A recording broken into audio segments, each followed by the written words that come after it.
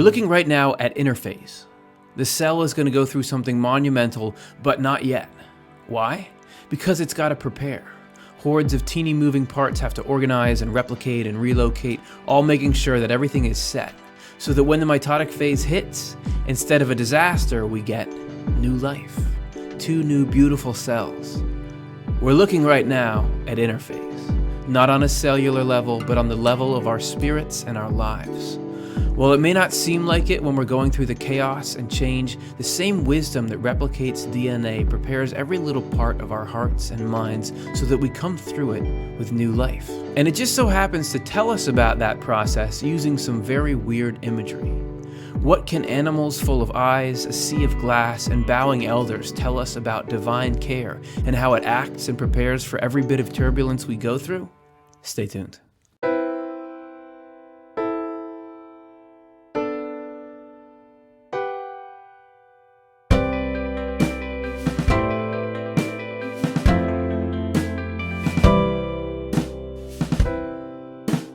Hey everybody, welcome back to another episode of Swedenborgian Life, where we're going to be looking today at the secrets of Revelation, the meaning of the book of Revelation, the throne room, and I'm going to take you through that. My name is Curtis Childs, and I'm the host as always, and so today we're going to be looking at stuff from book of Revelation, chapter 4, and I've got to justify to you why we're spending a good hour of Swedenborgian Life, a good hour of your life, looking at this very strange stuff in the strangest book in a text full of strange things, the Bible. So why are we doing that? Well, what we're going to assert to you today is that actually all this stuff that seems bizarre or outdated or just obscure is telling us something valuable and potent about our own lives and about the spiritual history that led up to how we now think and feel and experience life. So isn't that worth checking out a little bit?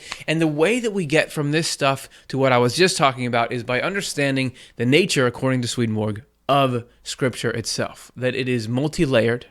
So just because you have a phrase here, a door standing open in heaven, there's actually a second and a third and even a fourth meaning to what it is. And it's symbolic. So it's talking about doors and animals and thrones, but it's that those are analogs for things that we're encountering even more often than we encounter actual thrones. So that's what we're going to be looking at, and we are making our way through the most obscure book potentially in the Bible, the book of Revelation, looking at what are the secrets in it and what do they tell us. And if you've watched the other two in our series, we're very flattered, and you'll remember that we're moving along the Revelation game board. That we had the vision of Jesus Christ that John saw. We had these 7 letters to the 7 churches. And now here we are at the throne room. And in the throne room, we're going to be looking essentially about preparation, change, and judgment.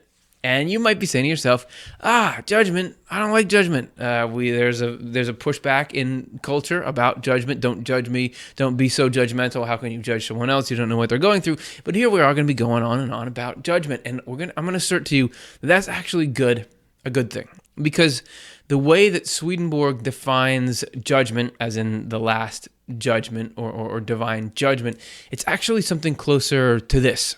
To the metaphase in cellular division that we were talking about. Judgment is a moving and a reorganizing.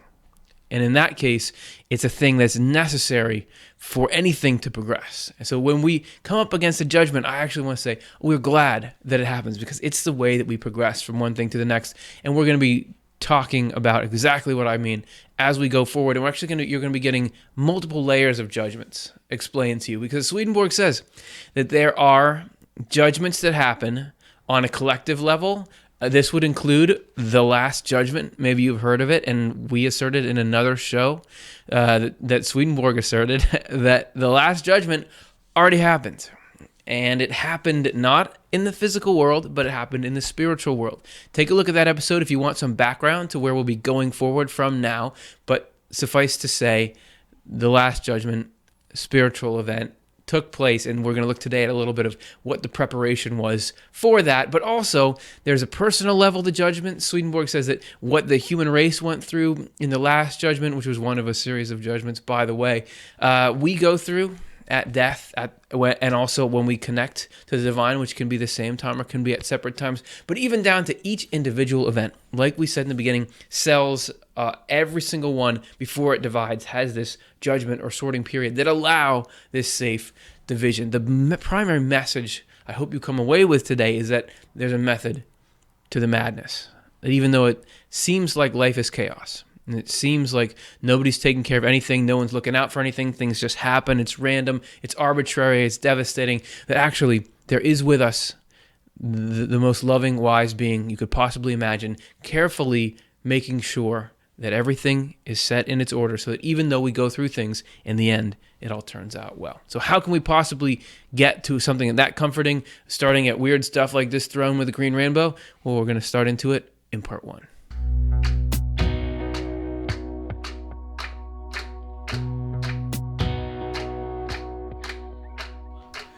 Every change is prepared for. And I'm talking about in every level of life.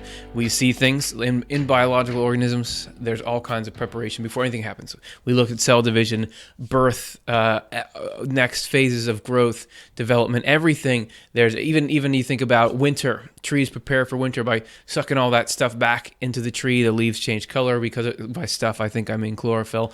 And the leaves change. The tree prepares for winter. There's always preparation. But it's not just physical living things. There's also preparation within the spirits of human beings. There's preparations that go on in the spiritual world at a large scale. Every change is prepared for. And we get this concept from Apocalypse Explained 258. This is Swedenborg's book. You can check it out for yourself if you want to read the numbers around this one. Where we're picking up, he says, the subject now treated of in this 4th chapter of Revelation, which remember is the chapter we're looking at tonight, is the arrangement of all things, especially in the heavens before judgment. So actually God rearranging heaven, just like the little parts of a cell. It should be known that before any change takes place, everything is prearranged and prepared for future events, for the future event. For all things are foreseen by the Lord, and according to this foresight are disposed and provided for. And look at this sentence here. I take that to read that every single little change, any change in your life, no matter how small, no matter how large, God is foreseeing it. Not that God is causing every single thing, but God understands what's coming down the line and is putting things in order, preparing for something as little as, my shoes, the bottom fell off my shoes. I'm thinking of this on the fly, believe it or not. And so now I need to change to new shoes, to like new job, new whatever, new life. That these huge changes that we're going to go through and the small ones, everything is prepared for on these successively smaller and bigger levels. So we're going to be looking at the Last Judgment, according to Swedenborg, which was this huge reorganization of the way heaven is, of the way that hell is, of the way that the human race thinks and feels because of its connection to the spiritual world. So on that macro level, all the way down to the micro, the little changes that go on in our own individual lives. And it's okay to feel like there's no preparation before the stuff in my life. I can tell. My life is total chaos because that's the way that it seems, and that's not just a coincidence. That's actually it's part of the nature of it. We did a show called "Why Are Spiritual Things Hard to Believe," where we looked at how we have a level of our mind that is physical and rational, and it cannot see past the optical illusions caused by the physical world. And as such, it is opposed to belief that there's anything spiritual running in it, and it's very hard for it to see those patterns. Usually, we can't see the operation of the divine in this preparation for us, even if it's always going on. However, there are times when we can catch a glimpse at a higher level, and that's where our story begins today in Revelation 1. This is the rising up of John, who is having this vision to this higher level. Now, I'm going to prepare you. We're about to go see a quote read from Revelation 4:1, and then you're going to get a summary of what Swedenborg says the internal meaning of that part is. It's a summary. It's not actually Swedenborg's words. It's us summarizing it together, and there's a good reason. How much text do you think Swedenborg uses to explain the meaning of a single verse in Revelation? Did you think it was this much? Because you're right. So there are multiple levels of meaning. There is so much that goes into it. It ties in with all these other parts. What we've done is synthesize all that per verse into a short little explanation for you. We'll leave the numbers at the bottom, so if you want to go dig in there, read everything he has to say about it, you're welcome to. Without further ado, this is the story of Revelation 4:1 and of somebody rising up to the level at which we can actually see these spiritual processes going on. After these things I looked, and behold, a door standing open in heaven. And the first voice that I heard was like a trumpet speaking with me, saying, "Come up here, and I will show you things which must take place after this." John's spiritual sight was opened, and he was invited to come up to a higher level of awareness. He would first be shown in symbolic imagery that heaven would be carefully arranged, prepared, and put into order before the Last Judgement. So we have this arrangement and this putting into order being foreshadowed, but also, why is there a door in heaven? Like, okay, we've got, you want to come through, you got to come through this door. Like, we got that, just got that installed. Oh, its hinges are a little creaky, oil. Like, why is there a door? But the door is a correspondence. Everything in this story is symbolic. And actually, the door, this idea of a barrier between the mindset that we're in now and the mindset it takes to see things from a heavenly perspective, that applies to this vision, but also applies to our own minds. And we have our own little door to prove it. Well, it's just, it's a door. I don't know if it proves the concept, but it illustrates it, because we have certain ways we think about life, certain things that we believe, and certain things we're open to believing, and certain advice we'll take and won't take. And if we're locked in, that door is shut. If we're saying this is what the physical senses seem to be telling me, I'm not going to give the time of day to the idea that there's anything bigger beyond this or higher beyond it. The door stays locked. But if we open it, take the time to open the door in the mind, that's when we first let in the potential that there's something bigger and higher out there. We have to make that little door opening gesture in our own self before we can rise to this level that John was doing. So everything that he's doing, we do on our own little level as well. And we're going to be looking now. So he's got that door, right? There's a door in heaven. He hears a voice.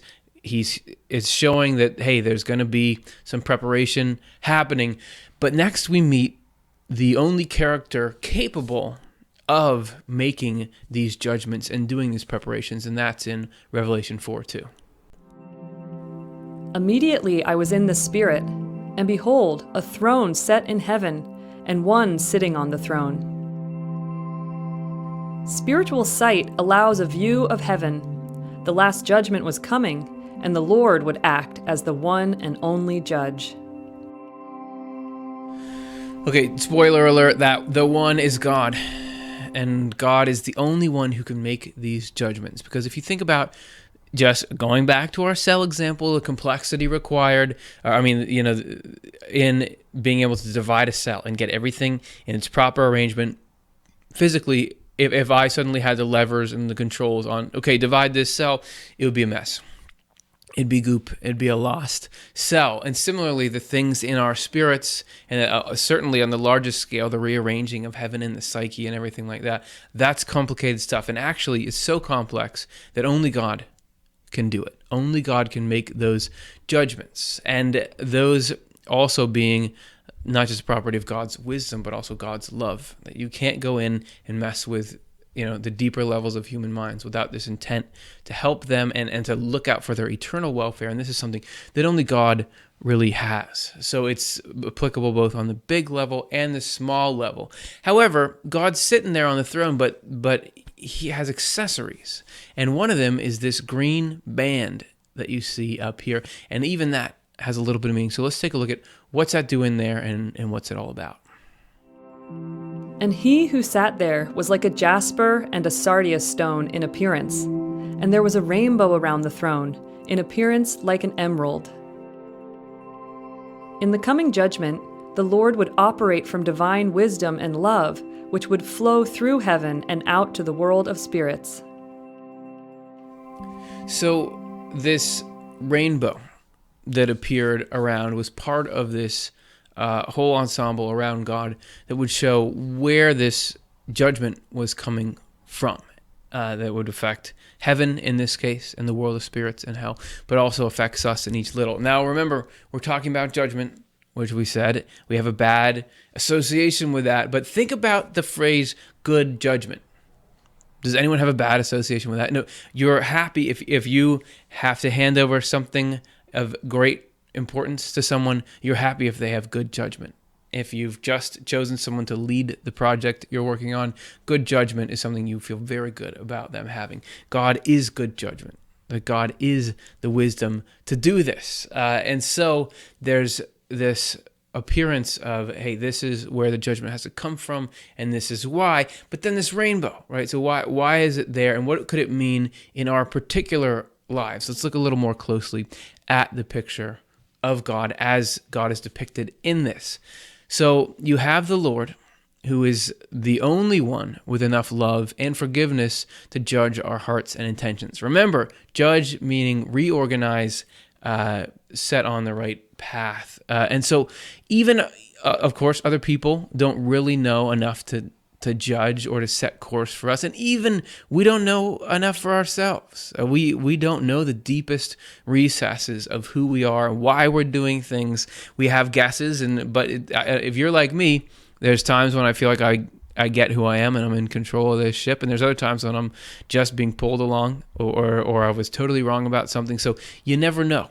Right, so only God, and we think we would be the one really looking out for our own welfare, but God is love. God is divine love, and actually cares about our happiness more than we do. So trust me, this is a good person to have filling that position. But God comes with accessories. We have the throne, and it's not just to make an impression. All these details have meaning. Swedenborg says the throne symbolizes divine truth that's used for judgment because it can shine a light on what's really going on in our hearts. That it's not just God arbitrarily making decisions. There is this divine truth, which is the structure, one of the two fundamental parts of the structure of reality, and this being sort of the outward expression of things. God, through the deepest knowledge that exists, can know exactly what's going on inside of us. But beyond that, God's got clothes. Why does God need clothes? Well, this is a symbolic story, and those clothes symbolize something, particularly their colors. That red and white reflect the two primary elements I was just referring to, the love and wisdom that the Lord operates from and with. Because again, like I said, it's not enough just to know what you're doing. You got to love the people you're doing it for if you're going to have any business doing something like a judgment. And then finally, we get to this thing that I've been yammering about, the emerald rainbow, the earthly level of our minds and lives. The Lord's loving discernment extends even to the earthly level of appearances, which is often flawed and confused. So that rainbow, according to Swedenborg, why it was bothered to be included in this whole thing is that it's a symbol of how there's all this love and all this wisdom coming out of God, radiating out, and it even comes out in the level where we are, the outermost, the physical level. Even if that level seems messed up, there's that same operation in there. It's sometimes hidden from our eyes. So that's the story of the green rainbow. However, that's an okay explanation, but it doesn't explain all the details. Like, why is it green? I guess, right? Earth is green, or trees are green. Is that why? Well, I think it has to do with the nature of the symbolism of the color green. And then we're going to do a show in a couple of weeks about the symbolism of colors overall. But here's a little clip from Swedenborg. This is Apocalypse Revealed 232, where he talks about the ways in which God's love and wisdom are received by different levels of humanity, and from heaven to lower heaven to earth, and how actually different colors embody the characteristics of that reception on each level. So here's what he had to say. The divine atmosphere which surrounds the Lord emanates from both his divine love and divine wisdom together. And when that atmosphere is represented in the heavens, it appears in the celestial kingdom red like a ruby, in the spiritual kingdom blue like lapis lazuli, and in the natural kingdom green like an emerald, everywhere with an indescribable splendor and radiance.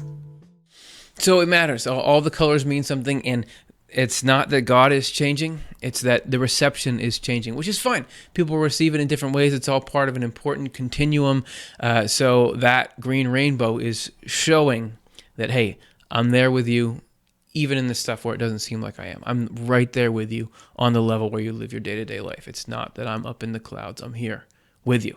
So we met this setting. I mean, really, God is a character, but God's everywhere. So we're just, right now we've got this setting. We're in a throne room in heaven. Now this next section, we're going to meet the characters, the other characters, the supporting cast, I guess I could say, that make this vision really start to pop. So let's look at it in part 2.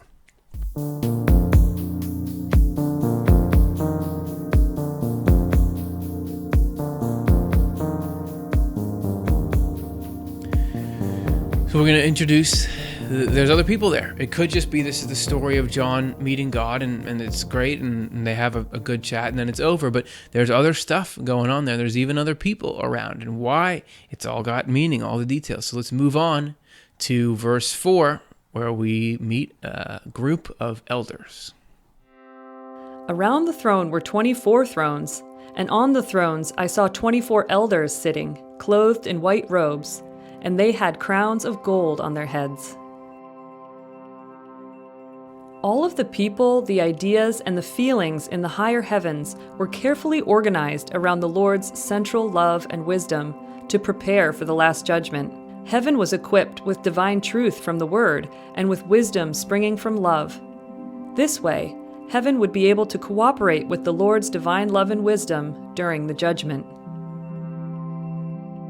Now remember, and I know it's confusing, that we are simultaneously talking about this preparation that happened for the Last Judgment, which was, according to Swedenborg, this big spiritual reorganizing event. And then we're also talking about how there's that same process going on in our own little lives here. So that's talking about how heaven was being prepared for this Last Judgment, or this moving around of heaven and hell to rebalance everything. And in it, there was this preparation that heaven was given the right tools. It just doesn't happen automatically. Everything is through means.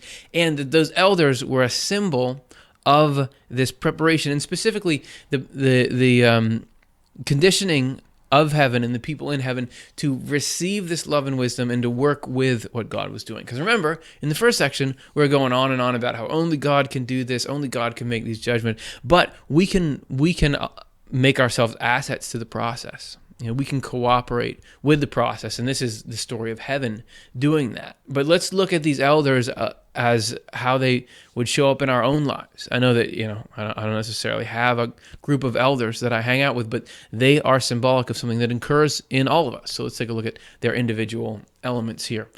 So you have the elders, and they themselves are symbolic. The elders are a symbol of how the Lord takes all the higher concepts and feeling of faith in our hearts. So these elders are these, the elder things in you, the wisest, most important things in you, the higher concepts and feeling of faith in our hearts, and organizes them around His central love and wisdom, providing a mindset that can get through the change. So again, this is about, it's about preparation, and it's about not being sideswiped by what's happening, but actually coming through it stronger, even if it doesn't seem like that in the beginning. And it's all about organizing around what's divine, around the highest thing that we know, our connection to God, all the highest thing, the second highest things in our minds, looking inward towards that, forming this sort of matrix. But the elders, again, they've got accessories, and the accessories have meaning. They have these white robes on. They need their clothes too. And these, in this sense, these deep feelings of faith are clothed and equipped with true spiritual ideas, because you can't have these highest feelings and ideals without particular concepts that are supporting them in our mind. Because if you have something, this is something I really believe in that's really good, but you don't have sort of the steps to why it makes sense and why you believe it, it'll fall away. It'll be, it's not closed, so it's not protected, and it won't last. So these white robes symbolize the best truths that we have, the best ideas that we have, supporting these higher concepts. You with me so far? Great. So then we've got these crowns on the head. The higher level of our mind can be crowned with heavenly wisdom from God that is based on love. So again, this is a symbol of God setting in order and setting the best things in our mind to govern and wisely assign duties to everything else in our mind. And then finally, we have the thrones that they're sitting on. And these, again, it's not just that they're thinking, oh, God has a throne, I got to get a throne too. But this is a symbol of how from this deeper awareness, we'll be able to participate in the realizations that the Lord's judgment will reveal about our lives. Because it's all about this cooperation that even in the highest heaven, you get there, according to Swedenborg, when you're an angel and everything like that. It's not like you drop away from being an independent person, an independent thing. So what we have is this sense of autonomy, and that never leaves us, even if we are as evolved as you can get. It's still, there's a level of voluntarism. We are doing it of our own volition. So there's this cooperation that God is never going to fully make us a puppet. Is never going to force us to do things. We still have to work from what feels like our own to do it. And that's what the symbol of that throne is. Like, we have to work to rule our own little patch of territory, even if the power is coming from the Lord, right? That's the elders. It's a symbol of us being aligned to work with the government of God to get good things done. But it's not just the elders that are hanging out. These are, they're not like characters like people, but they're meaningful objects, okay? We've got ourselves some lightning and some lamps and some other things. So let's take a look at Revelation 4:5. And from the throne proceeded lightnings, thunderings, and voices. And there were 7 lamps of fire burning before the throne, which are the 7 spirits of God. The Lord's divine judgment flows out, providing enlightenment, perception, instruction, and understanding. This will result in the beginning of a new heaven, with a new kind of heavenly mindset, and a corresponding new church or mindset on earth. Both mindsets will be open to God's wisdom. Okay, this is cool. So work with me here. We've got these things, this outpouring from the throne of God. We've got the lightning. We've also got these lamps, and then we're coming up. I'm going to spoil it for you. We're going to have this sea that's happening, and they all go together. So I got to explain them as pieces. Then we'll explain how they look as a bigger picture. Let's take a look at this. This is not just any throne that God is sitting on. It's got like features. It's got lightning, and it's got thunder and all this stuff. So let's take a look at them individually. The throne, the Lord is sitting on, as we were saying before, the Lord's divine judgment or discernment. That's the power that the Lord has. A throne is a symbol of power. But then you've got all of this stuff that's emanating from it, lightning, thunder, voices. These are the things that God is revealing and pushing out, this highest wisdom that leads to personal enlightenment, learning, and new understanding from God that can come as we go through change. And isn't that what gets you through change to a new place, is this ability to understand life in a new way because of what we've been through. So that is the symbol. So we've got that. We've got the stuff coming out. But then there's also these lamps that we were talking about. So let's think about a lamp in general, first of all. Swedenborg is saying that, we got ourselves a little lamp here, and it is, according to what he wrote about the internal sense, these 7 lamps of fire were, all, on a personal level, all of our affection and willingness for seeing the truth rooted in living a good life. Because what is a lamp? We didn't light this one for logistical reasons, but a lamp is something that you just need to touch once with some fire, and then it will burn and burn and burn. And this is like a mindset that hears these things coming out of the divine and is able to take them in and use that to light their own life with it. So you have this ongoing, this reception of the things coming from God, and not just like a momentary or quick burning out, but this is like, oh, you gave me this fire, and now I'm going to light my whole life with it. And since I've been going on and on about the lamps, you might not have remembered, we were actually, in that same verse, there was just thrown in at the end, 7 spirits, the 7 spirits of God. And Swedenborg says that means all the life of the Lord's wisdom, which powers the act of goodness in our lives. 7 being a number that means totality. It means all. It's also, according to Swedenborg, a very holy number. So that's just showing that we can be receiving all of this life upgrade, mental upgrade that God offers to us. And this is talking about the creation of a new level of heaven. in the Last Judgement larger sense. Swedenborg actually says that there was a whole new layer of heaven created, which served to push hell back and keep people who had kind of been trying to be, if you want the weird details, they were trying to be, look like they were good people, but interiorly they had shady motives, and they were kind of clogging up the first levels of heaven because they sort of seemed like they belonged there, but deep down they didn't, and they were pulling hell up into heaven. So this new level allowed people who were kind of caught in the fray there to have a place to stay, and it totally rearranged everything. And these lamps are this symbol of the mindset in a new heaven that's allowing people to absorb the truths of what Swedenborg would call the new church, and people on earth to do the same. But there's this third of the trifecta that I was talking about is this sea of glass that appears, or it was always there, but it just appears in the narrative now at the foot of the throne. So let's hear Revelation 4:6 about that. Before the throne there was a sea of glass like crystal, and in the midst of the throne and around the throne were 4 living creatures, full of eyes in front and in back.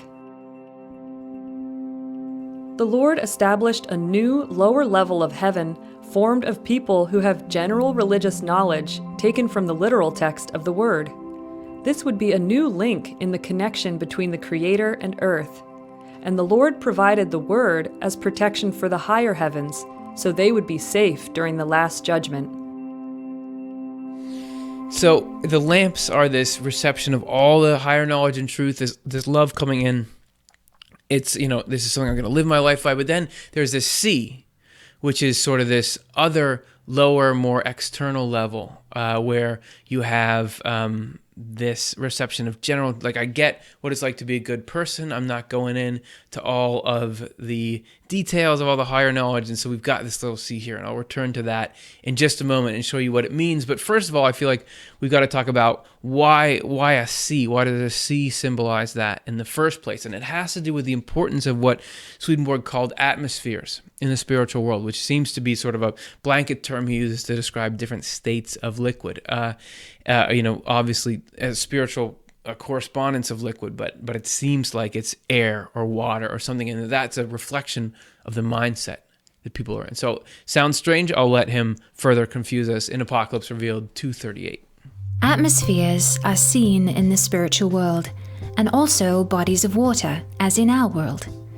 Ethereal atmospheres, seemingly where angels of the highest heaven dwell, airy atmospheres, seemingly where angels of the intermediate heaven dwell, and watery ones, seemingly where angels of the lowest heaven dwell.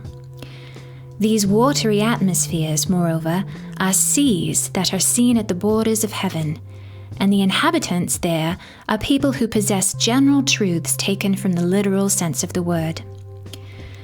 Since the one sitting on the throne means the Lord, and since the 7 lamps, which are the 7 spirits of God before the throne, mean a new church, which will possess divine truth from the Lord, it is apparent that the sea of glass that was before the throne means the church with people who are at its peripheries.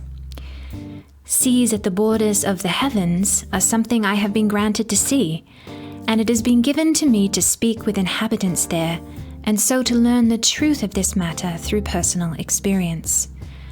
The inhabitants appeared to me to be living in a sea, but they said they did not live in a sea, but in an atmosphere. It was apparent to me from this that a sea is an appearance of the divine truth emanating from the Lord in its terminal expressions. The spiritual world is weird. Isn't that why we take the time to learn about it? He's saying, it seemed like I was seeing people, and from my perspective as Swedenborg, I looked to me like they were living under the sea. They're living in the water. But they said to me when I talked to them, what are you talking about? We're not living in the sea. We are living there like everyone else. But the reason I was seeing them as living in the sea before is because it's a representation of the kind of level of truth that they're in. That's it, man. The spiritual world is super symbolic, and that's why our dreams are like they are. It's kind of echoes of that. That we're being taught about the way things really are at their deep essence by how they appear, which is the contrary of this world, where something can appear a certain way and be the opposite.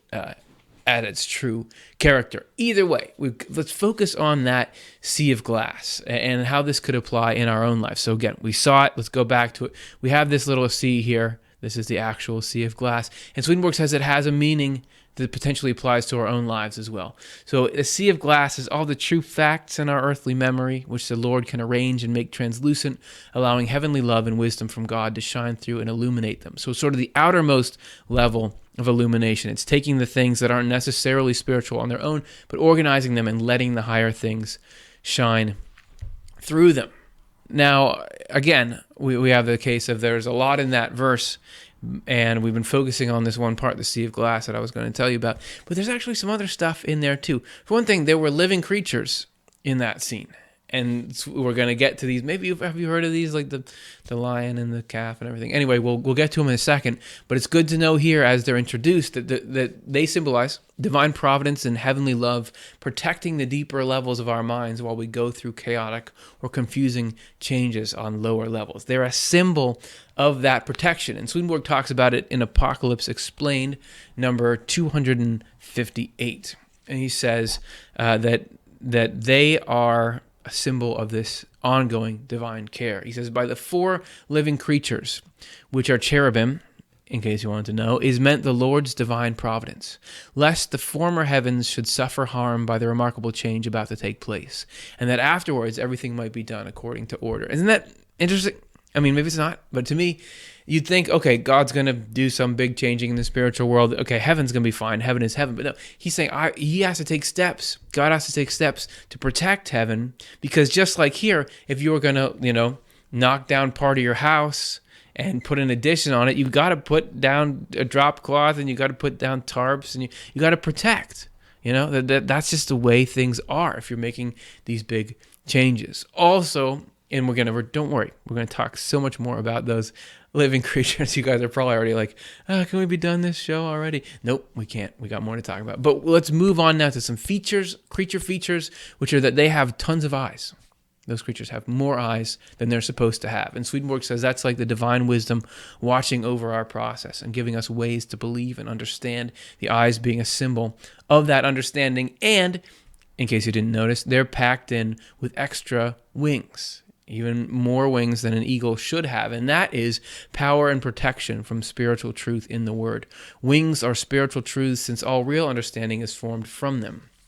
Real understanding sees in the light of heaven. Now, if you think about the perspective that a flying creature has, how it can understand the landscape and the terrain so much more, so too with us. When we gain these spiritual truths, we can see life from such a higher vantage point, okay?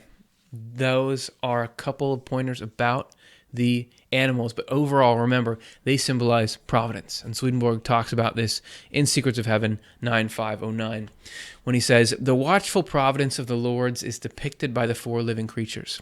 The 4 living creatures symbolize goodness emanating from the Lord under a variety of appearances, guarding and protecting against the admittance of anything but a goodness marked by love for the Lord or by love for one's neighbor. So only letting, like a membrane in a cell, only letting through the things that are about love and good. However, that still doesn't explain, like, okay, I can get it. These living things are these protecting,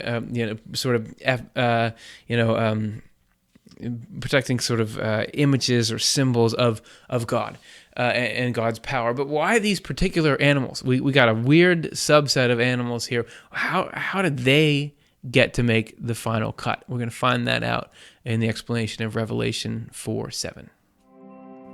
The first living creature was like a lion, the second living creature like a calf. The third living creature had a face like a human being, and the fourth living creature was like a flying eagle. The Lord protected the higher heavens using 4 aspects of the divine truth in the Word: power and effect, affection and defense, wisdom, understanding, and providence.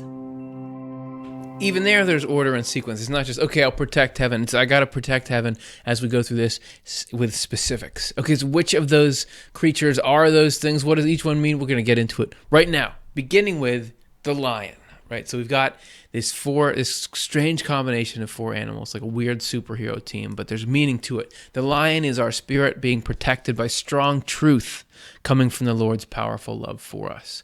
So you can see that a lion is a symbol of power. It's a symbol often for God, and that actually Swedenborg says the most powerful thing in the universe is truth. It has the power.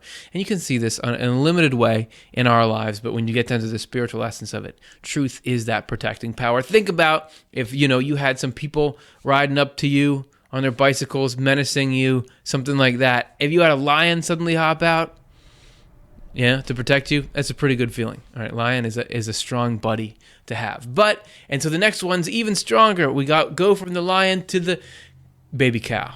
So how is that? I get the lion, but why not just a cow, but like a baby cow, a calf? Well, that's our spirit being protected by innocence and by neighborly love in our lives. It's not just the big and the strong.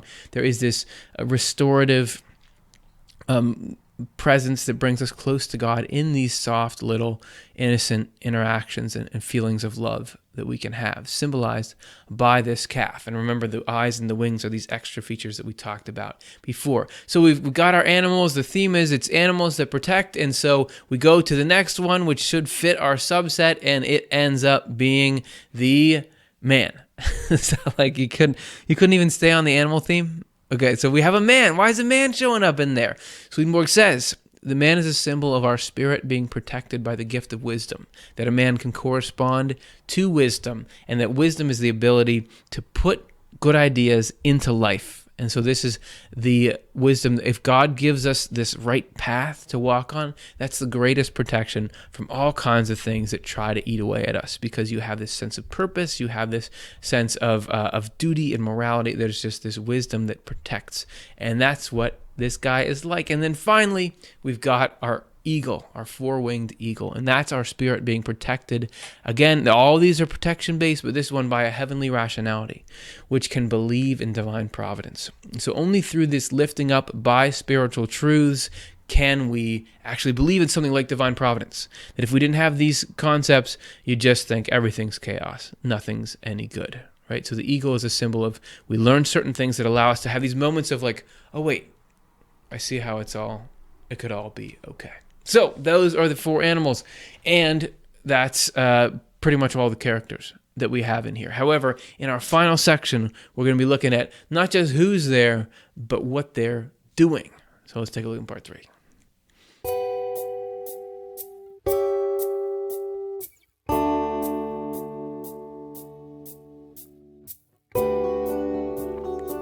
Because it's not just presence, it's also activity that's telling us certain things about the way that God is protecting in events, big and small, all over. So in the last section we saw, there's these different ways that God is looking out for us through power, through innocence, through wisdom, through rationality. But what is the movement of all these things? Because the creatures aren't just sitting around. As we're about to see here, they're actually engaged in some pretty heavy praising. This is Revelation 4:8. The 4 living creatures, each individually having 6 wings about it. And they did not rest day or night, saying, Holy, holy, holy, Lord God Almighty, who was and is to come. The word unceasingly teaches that the Lord is God, and the Lord's protection through divine providence never stops for even a moment. So that praising is, this continual praising is this acknowledgement that God is continually there. And it doesn't seem like it, there's the cliche, that famous poem, Footprints, it seems like God's not there. God actually is there. Swedenborg says that even the times we feel most alone is when God is most present, ironically, and that this praising is indicative of that if we understood how much divine care there is for us at all times, we'd feel like doing some praising as well. But not to be outdone, that's what the animals were doing, right? They're praising all the time. The elders, you guys remember the elders? Well, they were actually bowing down, and there was a reason for that too. We'll take a look at Revelation 4:9-11. And when the living creatures gave glory and honor and thanks to him who sat on the throne, who lives forever and ever, the 24 elders fell down before him who sat on the throne and worshipped him who lives forever and ever, and cast their crowns before the throne, saying, "You are worthy, O Lord, to receive glory and honor and power. For you created all things, and by your will they exist and were created." Acknowledging the truth that the Lord guides and provides for all things with love and wisdom, all the angels in heaven humble themselves in service to the Lord's compassionate judgment. They acknowledge that all of the wisdom they have comes from the Lord. Don't look at me. Look at the text.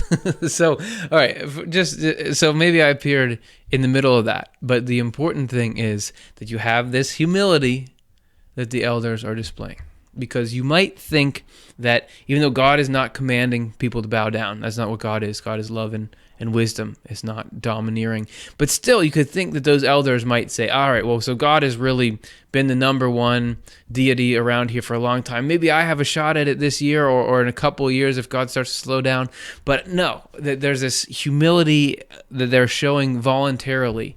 And this is because humility is essential. This is Apocalypse Explained 291. Acknowledgement of the Lord as the source of all goodness and truth, and therefore of all understanding, wisdom, and happiness, is not possible except in people who are in a humble state.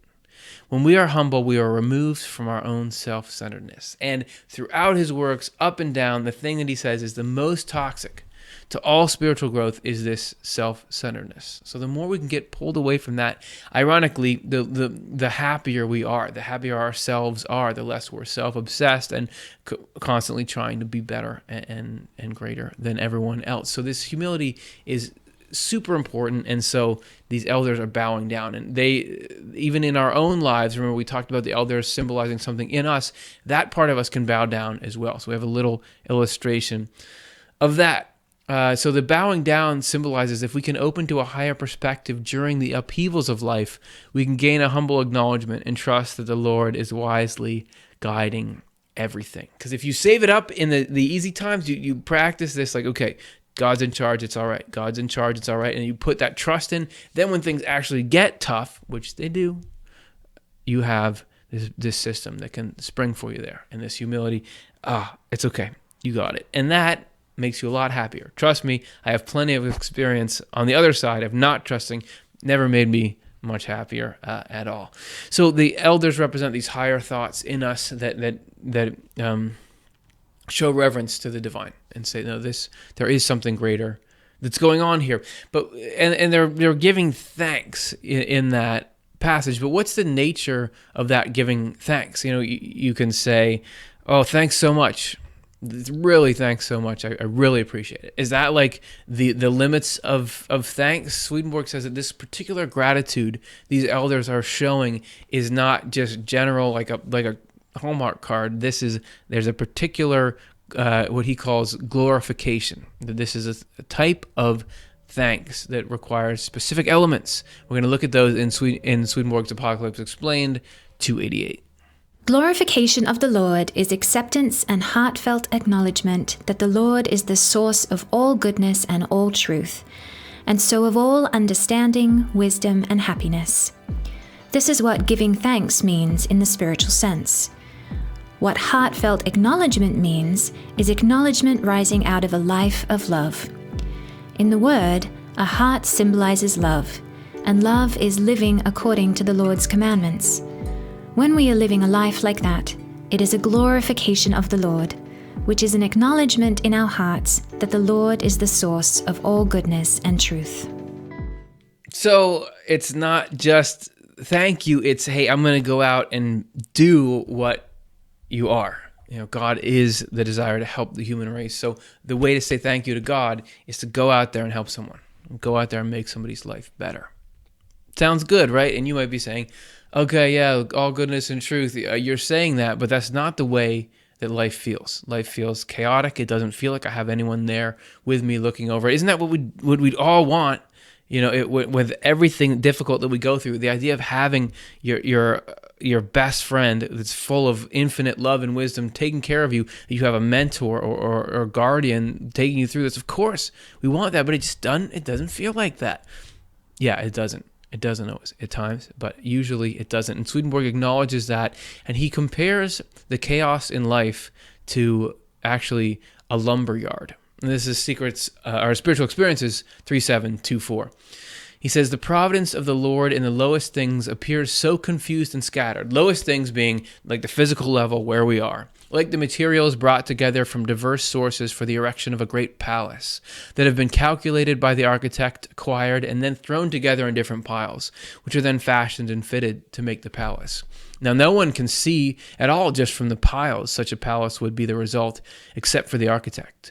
Yet the single items have been numbered and are ready to put in place. So no matter how much you feel like my life is a pile of rubble, like this is just, you can't live in this, there's just materials strewn everywhere, it's a disaster. Every piece is going to be part of this wonderful life in the future. That's the promise. Divine providence is leading us and leading through every event with this special preparation, making sure that no matter what we go through, even if it's tough, even if it's not the thing that God would want us to have to do if the world was perfect, still that can be a part, that can be something that's used for the heavenly home that we're all headed towards. So that's the promise. And that's the promise we're saying in these strange pictures from the book of Revelation, that this bizarre vision that John has is actually telling us that. So with that in mind, let's take a look at these images one more time.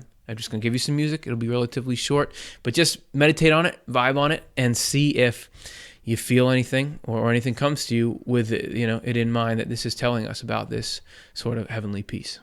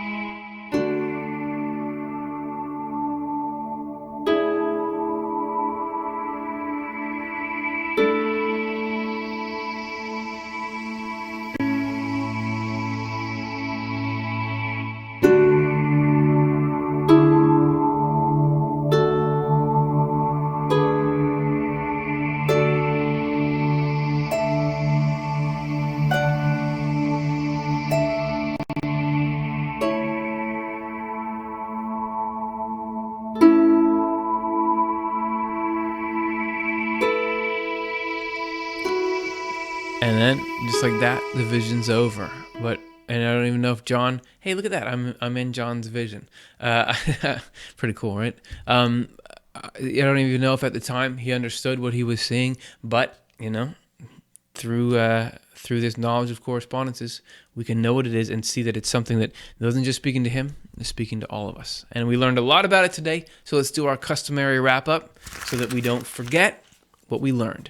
So even though the story in Revelation 4 seems fantastic, maybe abstract, maybe bizarre, we learned that it's using symbolism to describe a very immediate, tangible process. It's telling us the story of how the divine carefully prepares and puts everything in order before a change takes place. The lamps, the robes, everything, even down to many-eyed animals, is describing something about the interactions between the divine and our hearts and minds, both on an individual level and for big changes that affect the whole human race. The takeaway is hope, that even when things seem confusing or chaotic or devastating, we can trust that there's an unlimited intelligence and love arranging, foreseeing, and providing the best possible future to come. So that's the message. That's what we're talking about. That whole throne room scene with all the elders and everything else that's going on in there, it's communicating in a word, hope, and another word, trust, and another word, peace. That's what it's doing. All right. And one final insight that I wanted to share with you all. We talked about going full circle. We talked about in the beginning, cells and their division mirrors the stuff that's going on with us spiritually. Well, if you look at cells, an actual cross-section of cells, everything every single cell is going through different processes at different times. It's not all in unison. So some of us are just hanging out in interphase, not a lot is going on, while other people are in metaphase, are in prophase, are in these huge upheavals in life. So we can, when things are going smooth for us, reach out to the people who need it, and then they can do the same for us, and we can do the same for others. That's how it works. I think that's so cool. Thanks to our friend Jing Jing Yang for that photo. And you can look at life on the physical plane to learn about the spiritual. We're all just these little cells going through our little changes. It's going to be okay. We're growing and changing, and life is good. So that's our show. Thank you so much, everyone, for watching. And if you already watched, we owe you for that. But if you would help us a little bit more, we really appreciate it. Could you like and subscribe? If you're not already subscribed, give this a thumbs up. If you did like it at all. And the most exciting thing, I don't know if you heard about the most exciting party on the internet right now, but Patreon. We are on Patreon. We launched it last week, and I'm so grateful to everyone who's joined up. It's been awesome to see people coming in there, seeing the extra content, interacting. We have our own little sort of chat in there. It's super fun. This is a way, if you haven't heard of it, that you can support this show, help make it happen, and we can say thank you in a structured way. So essentially, you sign up to give us $1 for an episode. So every time we put out an episode, you donate $1. And if you sign up for that, you become a patron, and we give you, it's not, the best content is this show, but we give you as a little token of our thanks, behind the scenes stuff. For example, this week, you're going to see Chelsea and Matt talking about how the House of the Mind was created, and it went from a concept to a cardboard storyboard to, you're going to see the whole process on the computer just to show a little bit of how the thought goes in. There's the other content on there. There's a visit to the archives, the writing of a song. We'd love to have you come and hang out. You can just try it too, because you can sign up for 1 week, and if you don't like it, you just cancel your payment and you never have to pay again. So it's a way for us to say thanks for your support, and in whatever way you've been supporting, even if it's just watching what we do and telling a friend. Thank you so much. This thing wouldn't have gone anywhere without you. So as a further thank you, we're going to take your questions right now, just like we do. So let's see this is a confusing show, a lot of stuff going on. So I'm going to take 5 of your great questions here and see if I can shed any more confusion on it. Here's the first one. Ellen, how will we recognize our loved ones when we are in the afterlife? What age do we present ourselves in spirit? Love recognizes love. So Swedenborg says that when we first get to the other world, that we do look a lot like ourselves, but then we change. We get younger. Swedenborg says you approach the prime of life, and you begin to change. How you look changes. You become, rather than just something here, how we look is shaped by genetics or like our choice of haircut, that kind of thing. But there, it's actually shaped by the deeper parts of your soul. That if your kindness shows in what you look like, your love, your wisdom show in what you look like.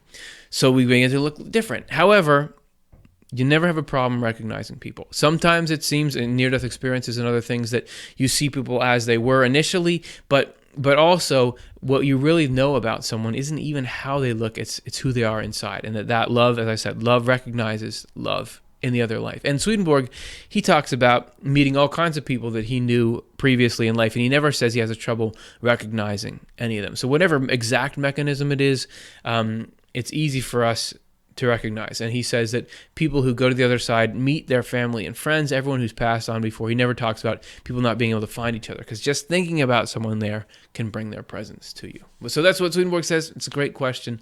I hope that makes sense. Let's look at the next one. Michael, since we are going to heaven, are we going to see everything, even the throne room?